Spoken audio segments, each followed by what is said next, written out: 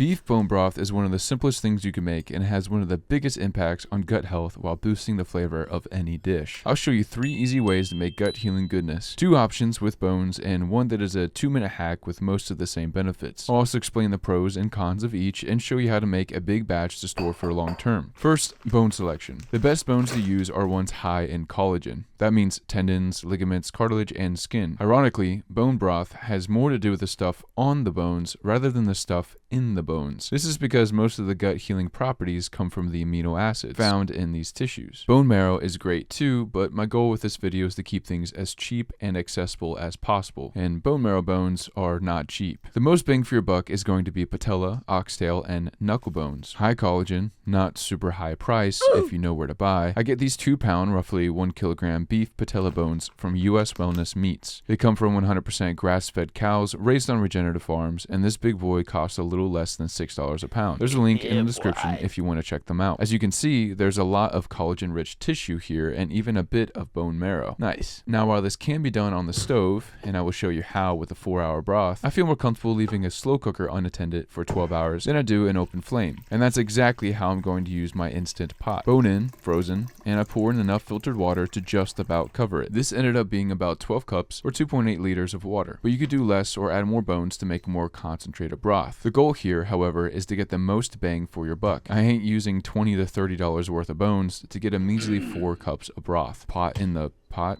And I set to slow cook for 12 hours. Lid is left loosely on top. 12 hours later, and it looks like broth. While I make sure none of this good stuff goes to waste, let's look at the pros and cons of this 12-hour broth.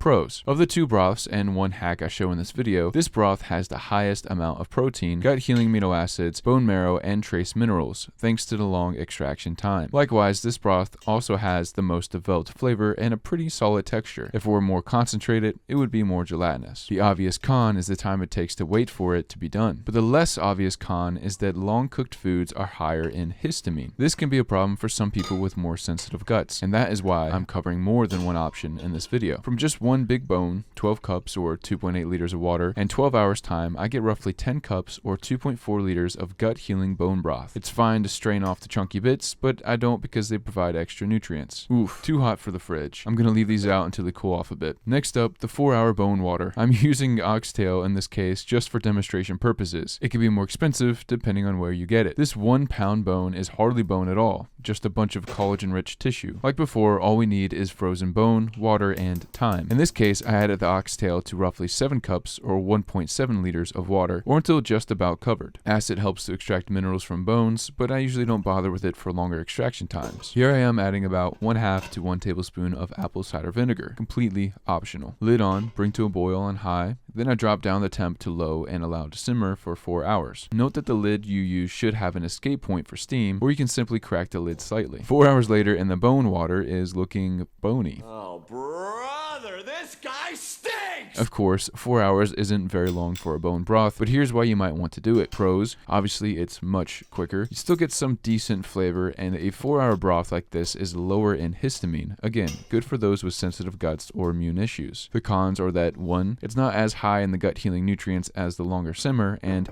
2, the texture is more light and watery. But I'll show you an easy way to fix both of these issues in just a minute. 1 oxtail bone, 7 cups of water, and 4 hours later, I get rewarded with about 6 cups of gut healing goodness plus some delicious scraps. Okay, so that's how you can make beef bone broth the long and medium ways. But how can you make bone broth in only 2 minutes? Well, by definition, you can't. But you can still get most of the same gut healing benefits of these actual bone broths by using a simple hack.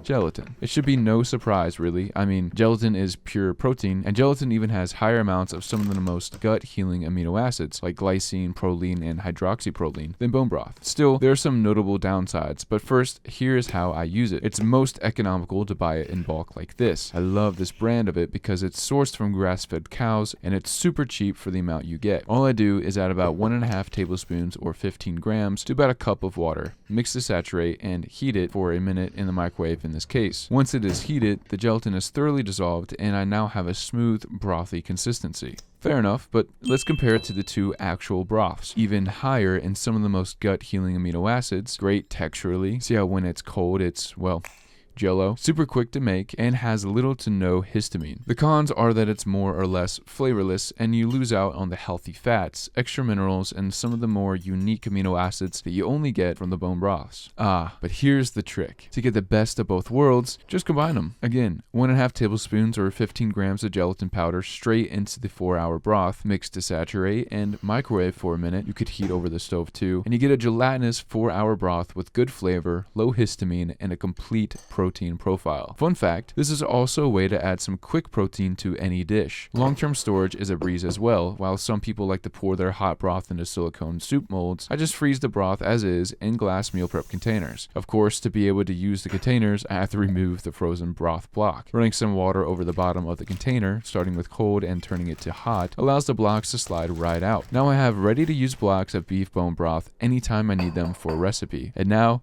taste test time. Salt to taste. The 12-hour broth is full body, warm, and savory. The 4-hour broth is the same, but less intense. And the 2-minute gelatin hack is mostly flavorless, but very texturally smooth. So, which would you choose?